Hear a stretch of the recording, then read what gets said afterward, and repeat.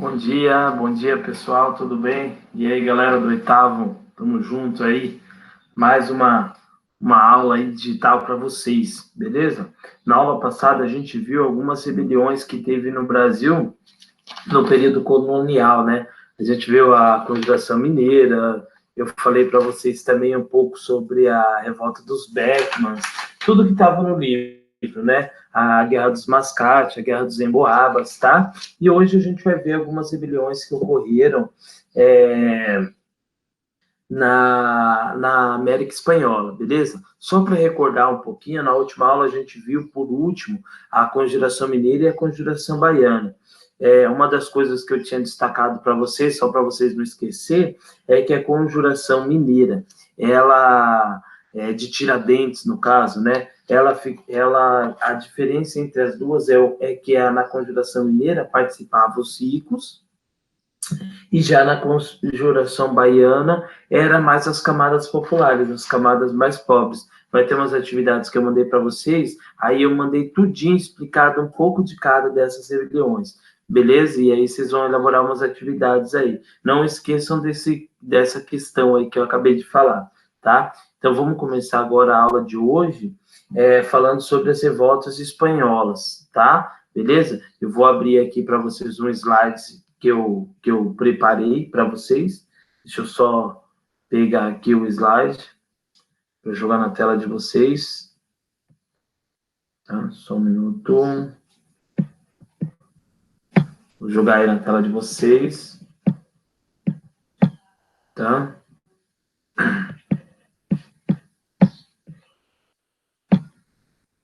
Vai abrir aí, só um pouquinho. Tá? Peguem o livro na página 73. A aula de hoje é da página 73, tá? Revoltas da América Espanhola. Ok?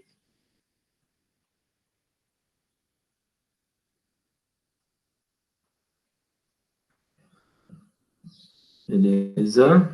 Vou compartilhar uma imagem aqui. Aí, pessoal, esse é o mapa aí, é da América, né? No caso, esses que estão coloridos aí, vou passar o mouse, toda essa parte hoje que a gente conhece como Argentina, Paraguai, Chile, Uruguai, Venezuela, toda essa região ali, a América Central, essa parte aqui da América Central, até a região do México, tudo isso era colônia espanhola, tá? Único aqui, no caso da América do Sul, ficava o Brasil e um pedacinho aqui, que era a Guiana Francesa, tá? Mas o resto, isso aqui, ó, tudo colônia espanhola, esses que estão mais coloridos, exceto o Brasil, né? O resto era tudo colônia espanhola, tá? As revoltas na América Espanhola, assim como na América Portuguesa, tiveram caráter regional, tá? E localizado. Não foi assim em toda a América Espanhola, um movimento só. Cada região teve um, igual no Brasil. No Brasil, a gente viu que teve na Bahia, a gente viu que teve em Minas Gerais, a gente viu que teve em Pernambuco. Então, na América Espanhola também, tá? Cada uma dessas regiões teve uma revolta e era regional, tinha um caráter regional. Tá no livro de vocês isso aí, tá? Lá no primeiro parágrafo. A partir do final do século XVIII, o XVII também, do século XVII, influenciados pelas ideias iluministas, liberais tiveram um foco e contestavam o domínio metropolitano, tá? Então, lá eu coloquei o mapa América Espanhola do século XVIII. Então, lá pelo século XVIII, o pessoal com as ideias iluministas começaram a fazer essas rebeliões, essas revoltas contra o sistema de exploração que ocorria aqui na América, tá? No caso aqui, na aula de hoje, da América Espanhola. Envolveram diferentes projetos. Uns queriam a independência, outros queriam a liberdade da sociedade, tá? Mas para a gente entender isso, a gente tem que ver como que estava dividida essa sociedade. Eu preparei um slide, mas no livro de vocês também tem essa pirâmide social da América Espanhola, tá? Você tinha no topo da América Espanhola, a sociedade era os chapetones, que eram espanhóis, pessoas que nasceram na Espanha e estavam aqui na América. Logo após eles, em segunda etapa, nós tínhamos os crioulos. Os crioulos eram descendentes de espanhol, que o pai e a mãe eram espanhol, mas eles tinham nascido aqui na América, tá? E nós tínhamos também os mestiços. Os mestiços, no caso, era filho de espanhóis com indígenas, tá? Então, era filho de espanhóis com indígenas, eram os mestiços, tá? E nós tínhamos também os índios e nós tínhamos também os negros, tá? Mas os negros africanos, pessoal, eles representavam uma parcela bem pequena. Vamos colocar de uma sociedade de 100%, eles representavam 4,7%, porque a principal mão de obra da colônia espanhola, eles não utilizavam muito negros africanos, eles utilizavam mais indígenas, tá? Só para vocês terem uma noção, a população indígena, ela correspondia a 44,4% da população total, tá? Da população total da América Espanhola. Então, tinha muito indígena, tá? Então, essa era a principal mão de obra deles, tá? Então, não tinha, assim, tantos negros escravizados, era mais, então, indígenas. Então, relembrando, os chapetones eram os espanhóis, tá? Que vieram da Espanha e estavam morando aqui na América. Os crioulos eram filhos de espanhóis que nasceram aqui na América, e os mestiços eram uma mistura aí de espanhóis com indígenas, tá? Esses eram os mestiços. Tínhamos também os indígenas e uma parcela pequena, reduzida, de escravos africanos, de negros, tá? Uma das primeiras revoltas que a gente teve na América Espanhola, o pessoal, foi a rebelião que o líder era o José Gabriel, tá? Nogueira, tá? Ele tinha ideais iluministas, tá? Ele tinha aprendido sobre as ideias iluministas, ele estudou sobre os iluministas, tá? Essa revolta, ela foi em 1780 no Peru, tem no livro de vocês lá na página 75, tá? Ele estava contra os abusos dos espanhóis sobre a população nativa peruana, tá? Ele estava contra isso aí. Ele defendia o fim dessa exploração dos indígenas também, e ele queria uma revolta separatista, tá? Ele queria se separar da Espanha e declarar ali a independência da região do atual do Peru, tá? Então, era contra os abusos sobre a população nativa peruana, apesar de ser considerada a primeira rebelião que durou apenas um ano.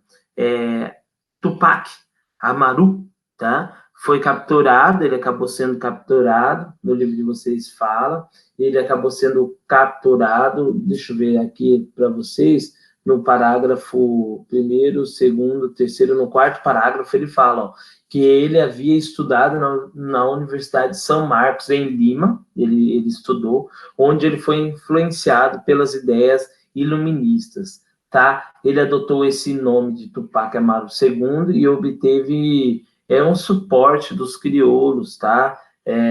De alguns crioulos que também estavam contra aí, essa exploração, e dos mestiços, né?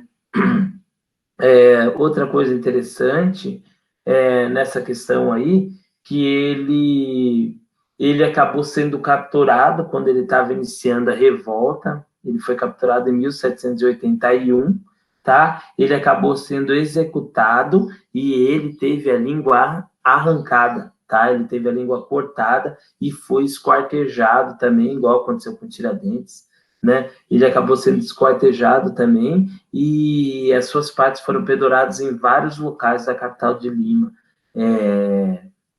para servir como lição, tá? Mais de 80 mil rebeldes foram mortos, tá? Durante essa revolta, pessoal, tá? Então, a revolta de José Gabriel, ela tinha um caráter que ela queria parar com os abusos dos espanhóis na região do Peru, tá? Foi uma revolta que ele conseguiu iniciar.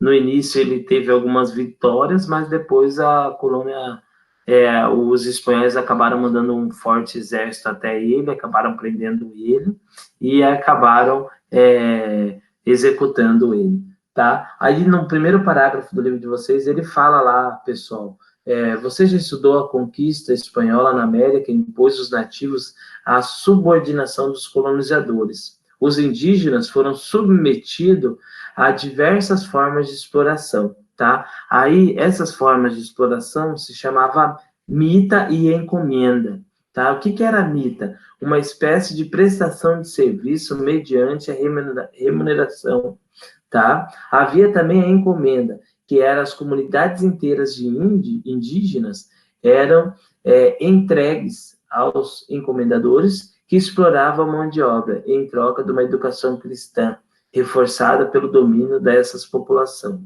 tá? Então, esses eram os dois tipos de exploração indígena, a mita e a encomenda. Vocês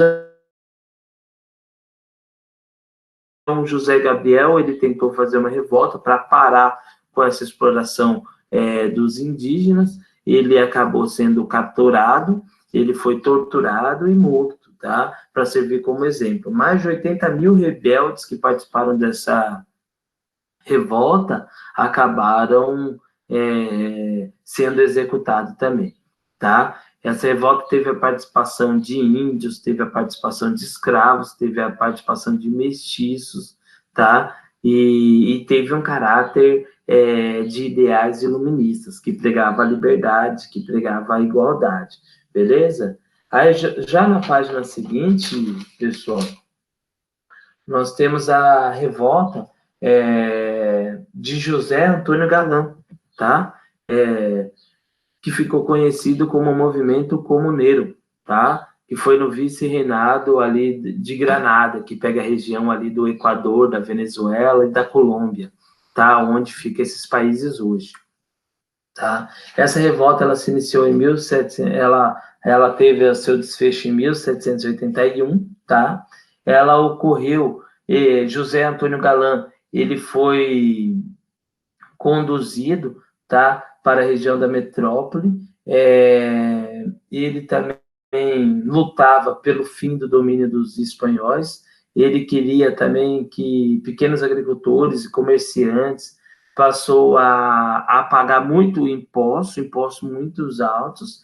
Ele era contra esse pagamento de impostos, tá? Podemos até falar que o movimento comuneiro ele foi uma revolta por conta dos impostos que eram pagos, tá? Os impostos eram muito altos e José Antônio Galã, ele era contra essa exploração dos impostos. Então, ele inicia uma revolta, tá? Ele inicia uma revolta, tem no livro de vocês lá na página 76, tá? Todavia, o movimento, quando estava se aproximando de conseguir vamos dizer assim, conseguiu seu objetivo, que era a separação, acabou não dando certo, porque ele foi capturado, tá? Ele acabou sendo capturado e também foi enforcado, e logo depois ele foi esquartejado. Vocês veem que é uma prática bem comum das metrópoles, tanto quanto Portugal, quanto a Espanha, aprisionar os líderes da Revolução e enforcar eles em praça pública, perante todos, e depois acabar esquartejando ele, cortando ele em pedaços, espalhando por toda a colônia para servir como exemplo, tá? Então, a revolta de José Antônio Galã, pessoal, ela teve um caráter aí de acabar, de reduzir esses impostos que a Espanha tinha aumentado em 1780. A revolta, ela se inicia em 1781, tá?